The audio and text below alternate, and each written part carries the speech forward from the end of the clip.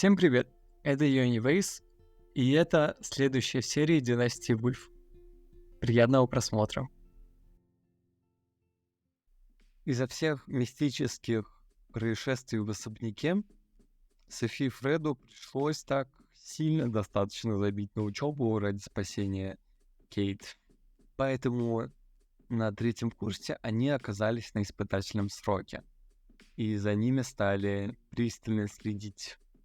Это, конечно, оказалось все достаточно депрессивно, но делать было нечего, и придется как-то выправлять эту всю ситуацию. Поэтому Фред участвует в очередных дебатах, где опять видит свою однокурсницу. Опа-попа. Я так ору с этого мудлета. Естественно, он на нее триггерится и идет опять к ней подкатывать. Но она, как всегда, дает ему отворот-поворот, потому что, отстань уже от нее. Сколько можно приставать к ней? Она тебе еще в первый раз сказала о том, что ты ей не нравишься, и ты вообще стрёмный какой-то. Но Фред такой, Фред, я просто не могу. Софи же тоже погрузилась больше в учебу.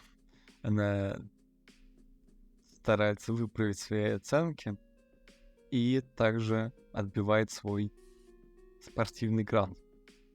Фред же в этот раз на дебатах оказался совершенно неподготовленный к тому, что происходит. Он был супер неуверенный, как-то странно и невнятно говорил.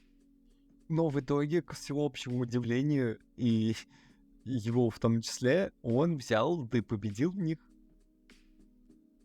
После чего я решил то, что теперь он не просто достигатор, он еще и карьерист. И вообще может горы свернуть.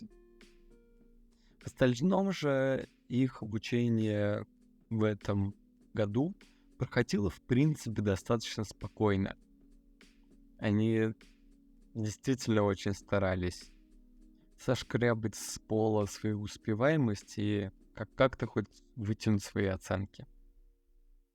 К сожалению, к концу этого года Фреду поступает странный звонок, в котором его оповещают о том, что его бывшая девушка, самая первая, Кейт, трагически погибла в пожаре. И это просто абсолютно что-то чудовищное. Даже несмотря на то, что Фред не общался с ней со школы, это абсолютно было неожиданно и очень сильно его потрясло. И Фред рассказал обо всем этом Софии, и они ощутили вместе скорбь от смерти Кейт. Собственно, она все равно оставалась их другом. И Фред решает созвониться со своей мамой для того, чтобы вместе съездить в Forgotten Hollow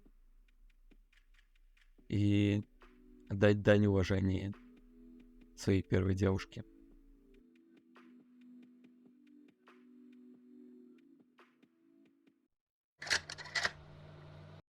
Время шло, и Кейт вновь пришлось вернуться в Forgotten Hollow. На этот раз она поехала туда с Фредом.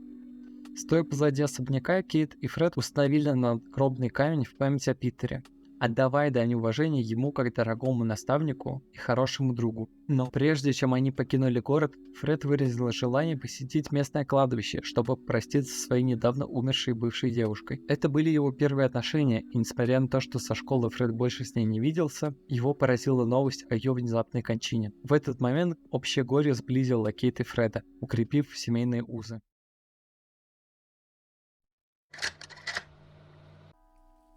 Этот день благодарности впервые проходил в таком формате. Дети разъехались, и наконец-то это был просто повод, чтобы собраться всем вместе и увидеться, пока там Софи и Фред учились в универе, а Сэм работал, они практически не виделись друг с другом.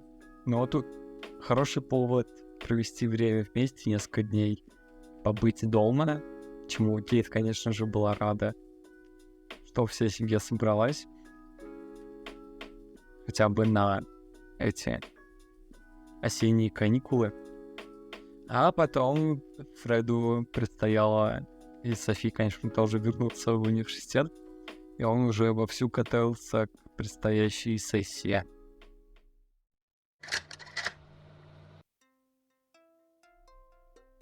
Ну, наконец-то у Сэма не рабочие будни, но или совсем не рабочие, не совсем, может быть. Но наступал день его дня рождения, и он договорился с коллегами пойти в небольшой бар, паб, не знаю. Дети все были в университете, поэтому никто не стал их дергать, чтобы они приехали на папкин день рождения. Ну, дядкин папкин. Зато вот Кейт Сэм решил взять с собой, потому что он знает о ее проблеме с поиском мужика за это ограниченный срок. И он, естественно, решил познакомить ее со своими холостыми сослуживцами, коллегами. И, естественно, Кейт начала активную охоту, но, к сожалению, кто бы мог подумать, но она подошла к одному мужику, который ей нравится. Он оказался женат, подошла к другому, он тоже оказался женат, подошла к третьему, он опять оказался женат. Это просто какой-то кошмар. У Сэма в итоге все коллеги были женаты, и Кейт от расстройства стала просто подходить к рандомным мужикам, которые там были в баре, и приставать уже к ним. Даже к дурацкому, по-моему, слишком молодому бармену она стала приставать с своими вопросами, типа, а чё? Не встречаешься ли ты с кем-нибудь? А он, оказывается, тоже женат. И это было просто какое-то расстройство номер один. Единственное, кто туда переселился, это был Сэм, потому что он наконец-то отпраздновал свой нюху. Уже не молодой мужик, стал взрослым окончательно. И наконец-то он может ворчать на всех абсолютно без зазрения совести, потому что возраст ему позволяет. Только Кейт, к сожалению, не смог помочь с ее проблемкой, поэтому она на этом празднике жизни осталась одна без ухажеров, и ей придется придумывать какие-то новые думы насчет того, как реализовать этот дурацкий план. Время утекало сквозь пальцы, и необходимость выполнить условия для получения наследства становились для Кейт все более насущными. Она в отчаянии решает дать объявление о поисках мужа, предложив разделить выручку от продажи особняка со своим потенциальным партнером. И Кейт отправляется на ряд свиданий в поисках подходящего кандидата, который бы отвечал ее необходимым требованиям. На одном из таких свиданий между Кейт и Джорджем промелькнули искры. День плавно перешел в вечер, и химия между ними усилилась. С наступлением ночи они оказались в интимной обстановке квартиры Кейт, предаваясь любовным утехам. Несмотря на ночь страсти, неуверенность Кейт не давала ей покоя. Нервничая из-за того, что ее могут обмануть, она обратилась к магии Вуду, которую научил ее Питер, и произнесла заклинание, гарантирующее искренность и истинную привязанность Джорджа.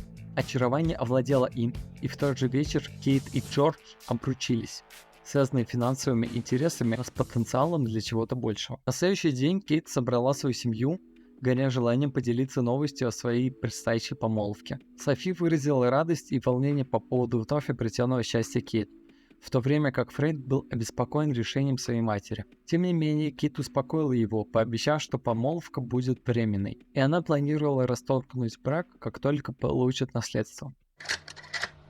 Проинформировав свою семью, Кейт обратилась к друзьям, тем, кто вместе с ней разделил невероятные приключения в особняке. Она собрала весь свой клуб Фура и познакомила их с Джорджем, и не только Кейт весело провела время с клубом Фура. Кроме того, она направила приглашение команде по спасению мира. Однако, среди приготовлений и ажиотажа вокруг свадьбы, ей поступили неприятные новости. Лесли трагически погибла во время опасной миссии. Внезапная потеря шокировала друзей, напомнив им о хрупкости жизни и цене, которую они заплатили в своем стремлении к победе. Кейт и Джордж продолжили подготовку к свадьбе. Вместе они решили провести скромную церемонию вместо лютеранской церкви. По мере того, как срок истекал, значение приближающейся свадьбы росло, придавая вес и без того значимому событию. Уже наступил последний день для выполнения условий получения наследства. И Кейт с Джорджем приготовились к решающему часу. Они стояли на пороге принятия решения, которое изменило бы их жизни. Сомнения все еще терзали сердце Кейт, которая так долго наслаждалась независимостью и одиночеством. Тем не менее, не имея другого выбора, она направилась к месту проведения свадьбы, где ее ждала уже совсем новая страница ее жизни.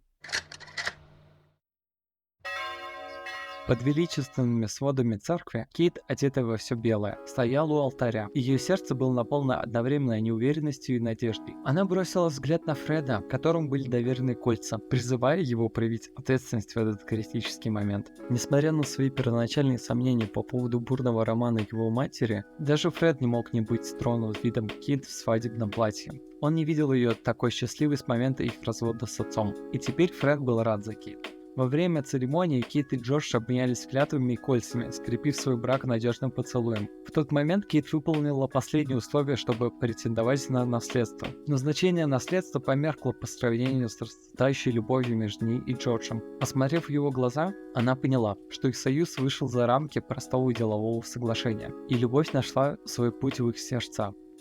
После церемонии на заднем дворе церкви состоялось скромное празднование. Воздух наполнился смехом, когда друзья и родственники танцевали, поднимая тосты и наслаждаясь радостью от союза Кейт и Джорджа. В трогательной речи Джордж красноречиво рассказал, как много для него значит Кейт, полностью растопив ее сердце. Кульминацией празднования стало приготовление сосисок на гриле, разрезание свадебного торта и вечер красочных фейерверков, создавших воспоминания, которые навсегда запечатлелись в их памяти. И здесь можно я отойду от повествования и поругаюсь, как любой другой симмер. Как же все-таки плохо сделаны свадьбы. Нет, вы, конечно, этого не увидите, и увидите все именно так, как я и хотел это сделать, но, Господи Бог, просто. Я чуть клавиатуру не сломал, и мышку заодно, и весь компьютер от того, насколько это было тяжело. Все-таки. Я хотел устроить маленькую скромную свадьбу просто с весельем на заднем дворе, с маленькой церемонией, все очень скромно, немного гостей, все классно. Но в итоге все настолько шло не по плану, все вставали не с своих мест, все начинали делать, что хотят, они постоянно, переодевались в свои костюмы. София и Сэм постоянно пытались уйти почему-то с церемонии, я вообще не понимаю, в чем дело. Потом, с горем пополам, там заставив некоторых сесть в позы, я все-таки смог провести церемонию самой церкви. Сзади, на заднем дворике, устроил празднество, заказал туда баристу. Притом изначально я заказал туда и исполнителя, и баристу, и, в общем, и вызвал сразу в ларек, и все на свете. В итоге никто не пришел, и при попытке все заказать заново ничего не получалось. Кое-как кого-то из гостей я попытался заставить работать на себя, на эту проклятую свадьбу, и с горем пополам все-таки смог сделать все, что хотел, но это, конечно, стоило мне нервных клеток. Возвращаемся. Чтобы запечатлеть волшебство этого дня и отметить прибавление в семействе нового члена, семья собралась для групповой фотографии. Однако, словно бросая вызов их счастью, проливной летний ливень внезапно прервал празднование, заставив всех разбежаться в поисках укрытия от дождя. Несмотря на неожиданное завершение свадьбы, Кейт испытывала облегчение. Любовь расцвела неожиданно, переплетая жизнь так, как она никогда не могла бы предсказать. Когда день свадьбы остался позади, на утро Кейт и Джордж отправились в нотариальную контору, чтобы оформить долгожданное наследство. Юрист, который руководил ими на протяжении всего процесса, скрупулезно подсчитывал стоимость особняка. Выяснилось, что стоимость особняка составляла 173 тысячи, из которых 70 потребовалось на необходимый ремонт, юридические расходы и нотариальные сборы. Таким образом, оставалось по 50 тысяч, которые Кейт и Джордж имели право получить. Однако возникло новое условие, которое заставило их обоих врасплох. Чтобы доказать, что их брак был продиктован не только финансовой выгодой, они должны были остаться женатыми минимум на 5 месяцев. Это откровение вызвало разочарование у Кейт и Джорджа, поскольку они не знали об этом условии. Вместо того, чтобы продать особняк и поделить прибыль, Джордж попросил у Кейт вместо своей доли стать единоличным владельцем этого особняка, и Кейт согласилась. После этого, немедленно вручив Кейт 50 тысяч, Джордж попрощался с Кейт и уехал уже в свой собственный особняк в Forgotten Hollow, в то время как Кейт вернулась в свою квартиру, размышляя о последствиях этого неожиданного поворота. К сожалению, оказалось, что для Кейт ее встреча с вампиром была далека от завершения. Новый вампир начал следить за ней, прячась в тени большого города. Размышляя о планах относительно наследства, Кейт не могла отделаться от стойкого ощущения, что ее новообретенное богатство досталось ей дорогой ценой. Она думала о том, как наилучшим образом использовать свое новообретенное богатство, и решила сначала отправиться в духовное путешествие, где она могла бы познакомиться с лучшими мистическими наставниками. Но прежде чем отправиться в этот долгий путь, она решила навестить Джорджа в его особняке и отдать дань уважения Питеру, ее первому духовному учителю. В особняке Джорджа ремонтные работы шли медленно, но теперь призраки тех, кто был убит вампирами, нашли утешение, и некогда особняк с привидениями превратился в обычное жилище, за исключением, конечно, постоянного присутствия бесов-покровителей, которые теперь поселились вместе с Джорджем, доставляя ему немало хлопот. Кейт сообщила Джорджу, что он всегда может рассчитывать на ее помощь с восстановлением особняка, если ему потребуется, и задабриванием этих проказливых бесов. Так милая дружеская беседа закончилась романтической ночью, и выяснилось, что Кейт потенциально может носить ребенка-вампира, из-за мощного влияния темной лей-линии, которая все еще витала в особняке. Но так это или не так, пока не знали ни Кейт, ни кто-либо еще.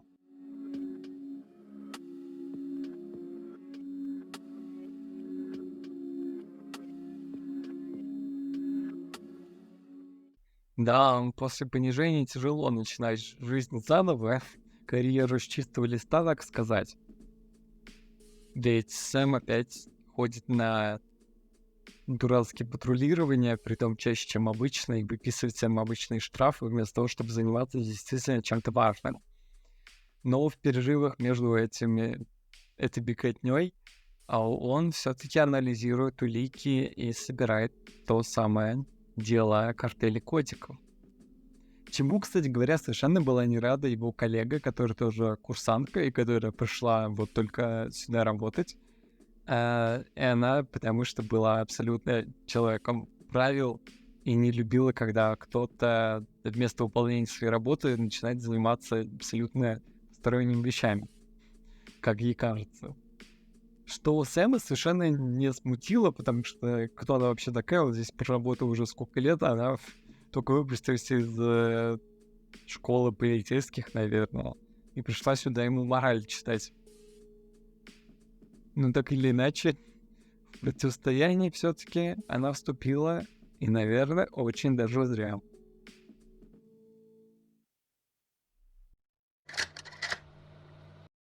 Изначально это был обычный спокойный университетский вечер, которых было у Софии и Фреда полно. Фред, как обычно, занимался чем-то на компе, вроде писал курсовое или делал какие-то задания, может, просто залипал. В это время София же возвращалась с своих вечерних занятий на велосипеде. И она, неаккуратно свернув, случайно сбила какого-то чувака, который сидел просто посередине. У нее, конечно, глаз нету, и она вообще смотрела, куда едет. С другой стороны, чё этот придурок вообще забыл посередине дороги, почему он сидел там и делал домашку? Я вот этого не понимаю. Сбив его, естественно, он посчитал ее абсолютно надоедливой особой. Они начали ругаться, точнее, он начал на нее орать. София, конечно же, извинилась. И так получилось, что она отделалась абсолютно испугом и легким ушибом. Вот этого чувака, из-за того, что она на него наехала, он получил какие-то травмы руки, достаточно такие серьезные. И не мог сам идти еще при этом. Тащить его до медпункта достаточно далеко, потому что это было в соседнем кампусе. И Софии ничего не осталось делать, кроме как позвонить Фреду, сказать, типа, вот так и так, сейчас привезу к тебе пациента, которого сбила. Он, естественно, согласился, и она притащила его в комнату к Фреду. Фред, так как он изначально занимался очень много баскетболом, и он знал всю эту штуку, там была куча травм в его команде, он уже научился кое-как это все делать, поэтому знал, в принципе, правила безопасности и как перевязывать травмы и заботиться вообще о чем-то таком. И после того, как он осмотрел у этого чувака трубку, я, про- я так орал с этого, потому что он просто в него вкрашился с первого взгляда.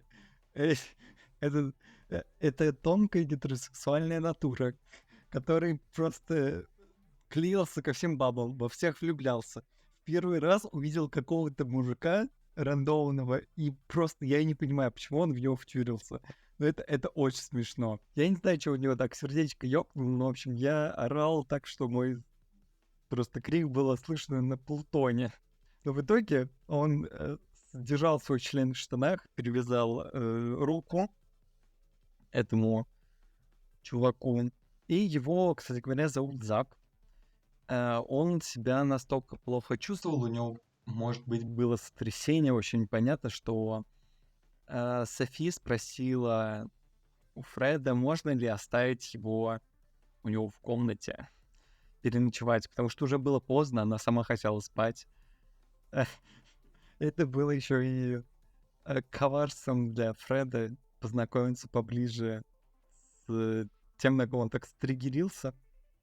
Поэтому, конечно же, он типа сказал Софии, да, не беспокойся, все нормально, оставляй. Поэтому утром разберемся.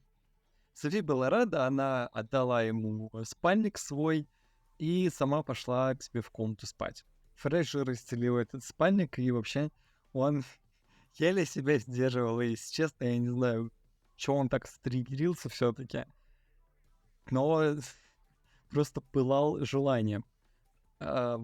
Расстелил спальник рядом с своей кроватью, они мило поболтали, спросили, чё как, где учишься, ну, вот эти стандартные вопросы. И Зак ушел в душ, а Сэм ему дал университетский халат. Ну, типа, знаете, вот это вот, то, что выдают. И после душа этот вид в халате, видимо, совсем у него все. Крышу снесло. И тут Зак предложил ему заняться кое-чем нелегальным, совершенно не тем изначально, чем хотел Фрэнд, но он предложил ему котики. И Фрэнд, что, дурак, не стал отказываться. Попробовал он, значит, розовые таблетки. Естественно, Зак тоже сам принял. И после этого их разговор пошел в более интересное русло, потому что там начались всякие вопросики про что ты это в уху предпочитаешь, и вот это все. Оказывается, то, что у Зака вообще есть муж. Я офигел с этого. Какой-то женатый мужик пристал тут к Фреду. И это все закончилось тем, что Фред его просто внезапно засосал. И после этого этим все не закончилось.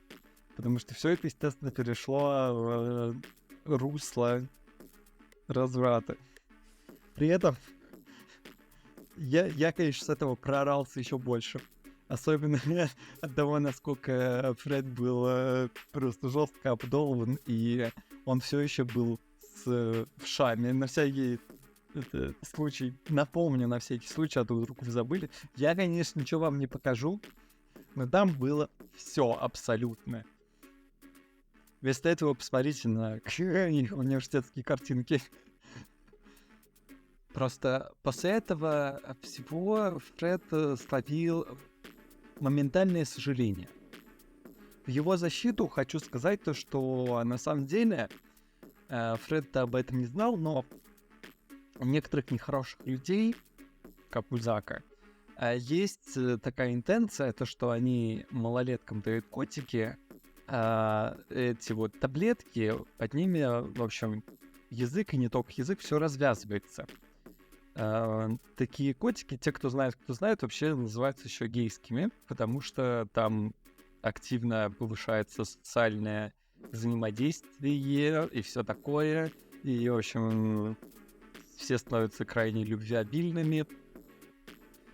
И Зак, как и другие люди, этим пользуется абсолютно. Поэтому это не то, чтобы он так дал Фреду из благородных соображений о том, чтобы поделиться с ближним своим. Нет, у него был изначально, видимо, план коварный на Фреда, и он тут не просто так решил задержаться. И, видимо, увидев, как Фред стригерился на него, решил это подтолкнуть действие. Ну, в общем, у них очень бурно прошла эта ночь.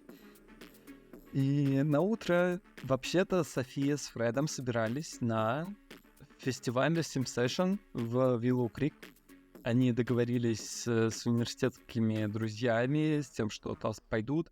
И София, ничего не подозревает, утром встала, почистила зубы, такая счастливая нанесла масочку, себе сделала завтрак, и она видит то, что Фреда нету, а что делать, пошла его будить.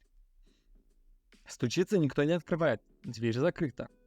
Что делать, непонятно. Она стала писать Фреду, потому что они опоздают, если не пойдут. Их уже там Мария ждет, чтобы поехать вместе. Она написала Фреду злобные смс о том, что даже жвачное растение не хочет с ним общаться. Если бы она знала, что там за дверью в этот момент происходит, она бы, конечно, офигела. Потому что это почему-то под утро он сидел в ванной и орал на душ, ругался с ним. А Фред там спокойненько отсыпался и был на попусках. И у него, в общем, было дикое похмелье после этого всего.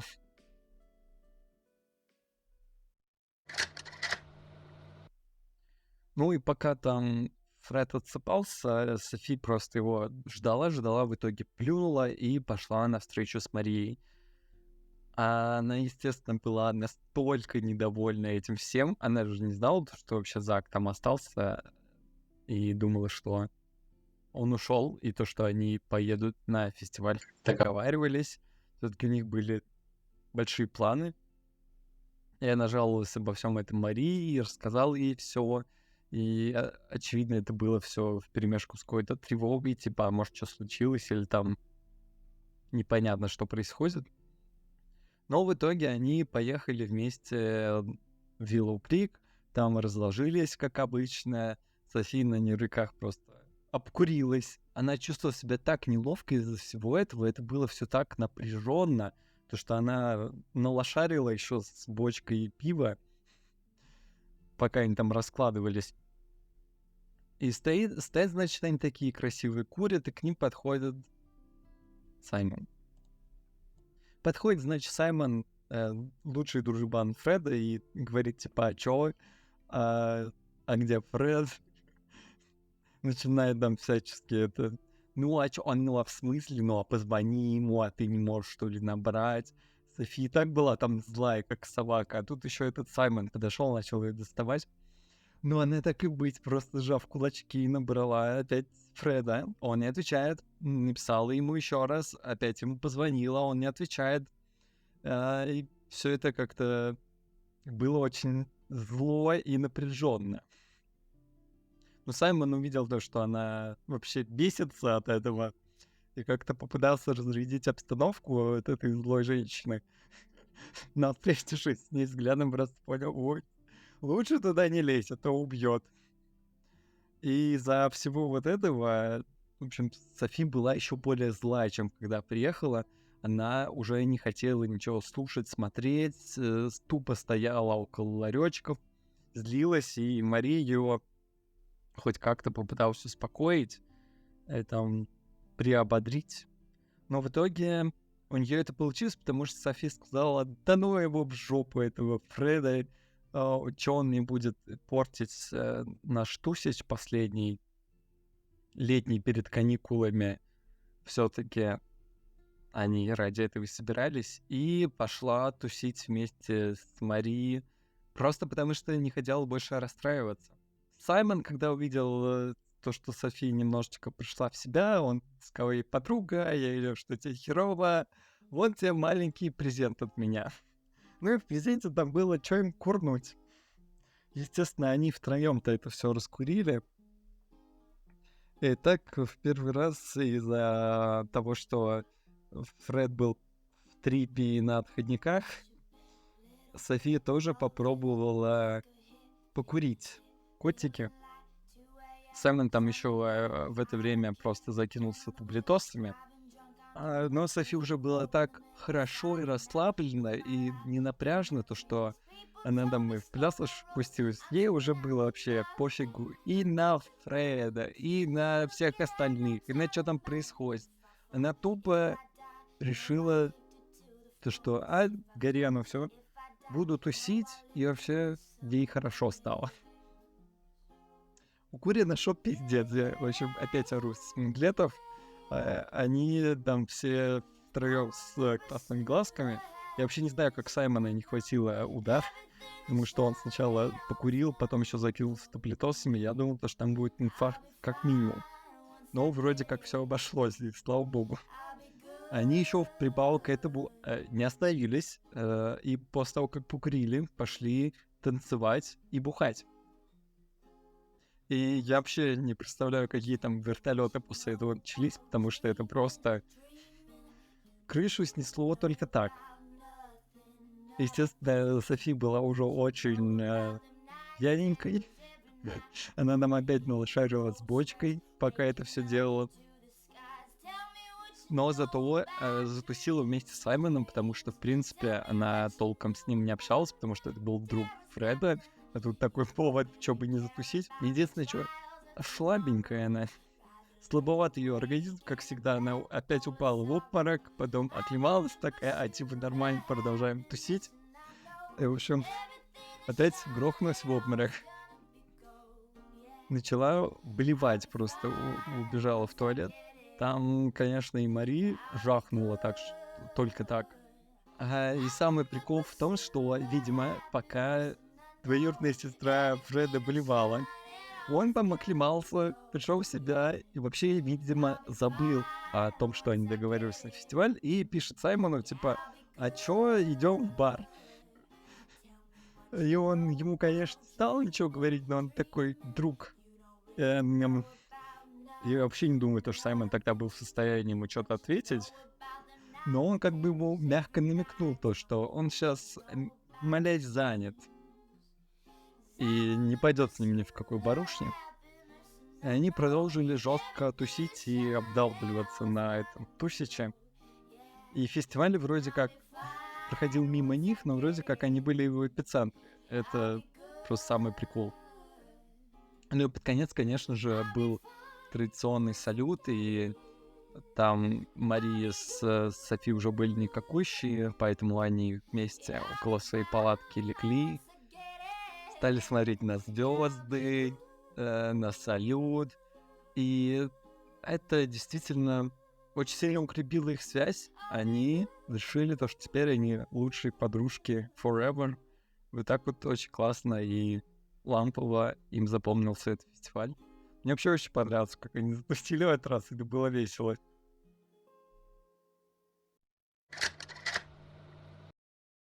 На утро после фестиваля София доковыляла до дома, до общаги, и она была вообще никакущей. У нее было похмелье, она хотела спать и решила то, что потом пойдет разбираться с Фредом.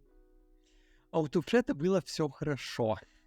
Все просто чудесно. Он встал, наконец-таки принял свое средство от вшей, чтобы от них избавиться. Просто вымылся, был свежий, как огурчик после этого всего. Вообще ни разу не вспомнила о том, что нужно было с двоюродной сестрой-то пойти на фестиваль.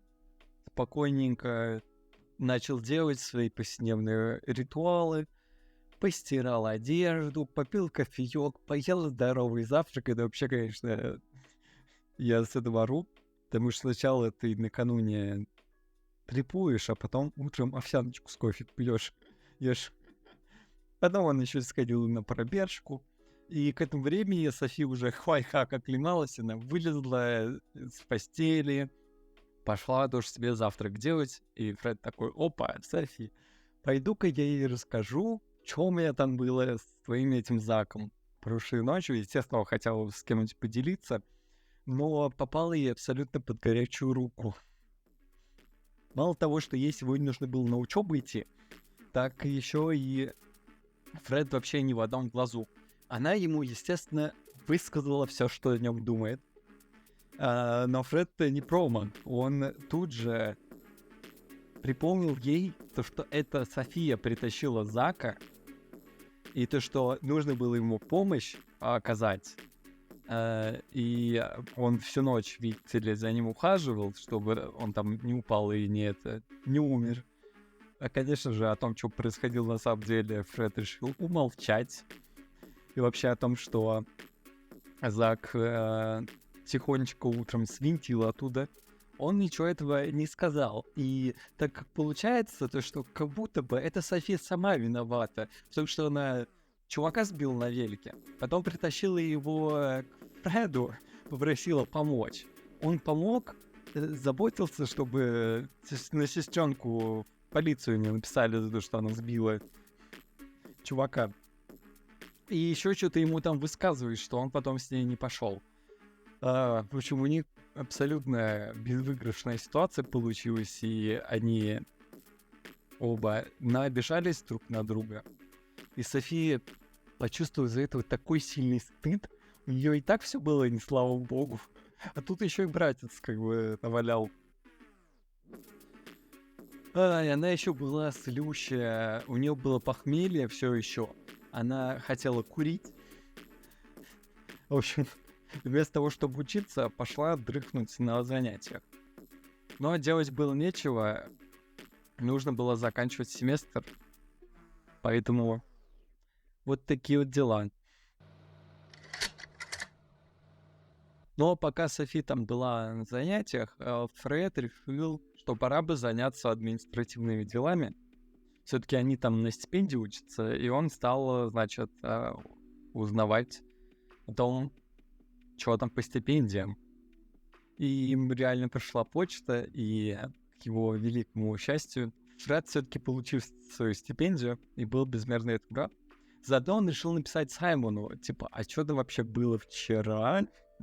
Чё ты это не пошел со мной в бар тусить? И Саймон ему рассказал, что там все было. И он наконец понял, что Софи была такая злющая. Ну а вернувшись домой с занятий, София в таком же плохом состоянии решила, что нужно бы курсач уже сдавать. Она ни хрена к этому не готовилась и решила его скатать. И ее в очередной раз полили за этим занятием. И так как она была вместе с Фредом на испытательном сроке, Фред поумнее, он сам написал курсач, а Софию поймали за всем этим. И ее отстранили от занятий. Естественно, она пошла во всем этом докладывать Фреду, и даже несмотря на то, что они поругались, она же должна была сообщить то, что, блин, вот так вот, съезжаю с общаги, как бы такая вот ситуация произошла.